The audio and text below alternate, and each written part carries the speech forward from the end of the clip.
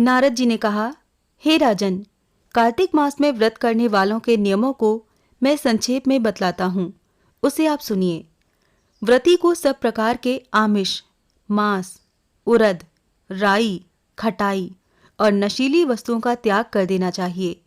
व्रती को दूसरे का अन्न ग्रहण नहीं करना चाहिए, किसी से द्वेष नहीं करना चाहिए और तीर्थ के अतिरिक्त अन्य कोई यात्रा नहीं करनी चाहिए। देवता, वेद, ब्राह्मण, गाय, व्रती, नारी, राजा तथा गुरुजनों की निंदा भी नहीं करनी चाहिए।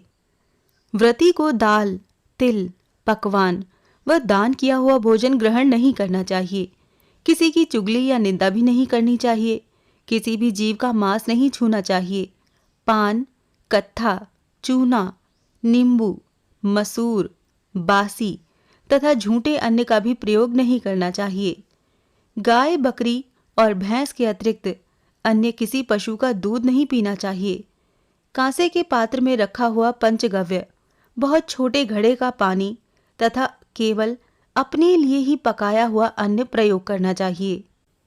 कार्तिक माह का व्रत करने वाले मनुष्य को सदैव ब्रह्मचर्य का पालन करना चाहिए। उसे धरती पर सोना चाहिए और दिन के चौथे पहर में केवल एक बार पत्तल में भोजन करना चाहिए। व्रती कार्तिक माह में केवल नरक चतुर्दशी, जिसे छोटी दिवाली भी कहते हैं, केवल उस दिन ही शरीर में तेल लगा सकता है। कार्तिक माह में व्रत करने वाले मनुष्य को सिंघाड़ा, प्याज, मट्ठा, गाजर, मूली, काशीफल, लौकी, तरबूज इन वस्तुओं का प्रयोग बिल्कुल नहीं करना चाहिए। रजस्वला, चांडाल, पापी, मलेच्छ, पतित, व्रतहीन, ब्राह्मण द्रोही और नास्तिकों से बातचीत नहीं करनी चाहिए।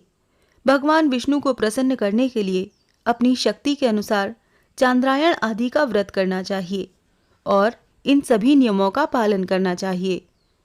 व्रती को प्रतिपदा को कुम्हड़ा, द्वितीया को कटहल, तृतीया को तरुणी स्त्री, चतुर्थी को मूली, पंचमी को बेल, षष्ठी को तरबूज, सप्तमी को आंवला, अष्टमी को नारियल, नवमी को मूली, दशमी को लौकी, एकादशी को परमल, द्वादशी को बेर, त्रयोदशी को मट्ठा, चतुर्दशी को गाजर तथा पूर्णिमा को शाक का प्रयोग नहीं करना चाहिए।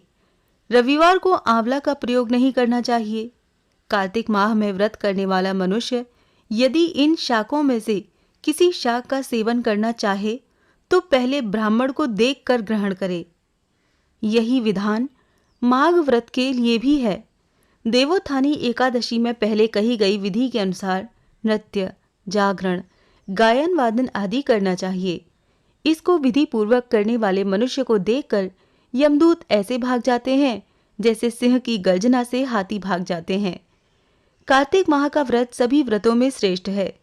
इसके अतिरिक्त जितने भी व्रत यज्ञ हैं वो 1000 की संख्या में किए जाने पर भी इसकी तुलना नहीं कर सकते, क्योंकि यज्ञ करने वाले मनुष्य को सीधा बैकुंठ की प्राप्ति होती है।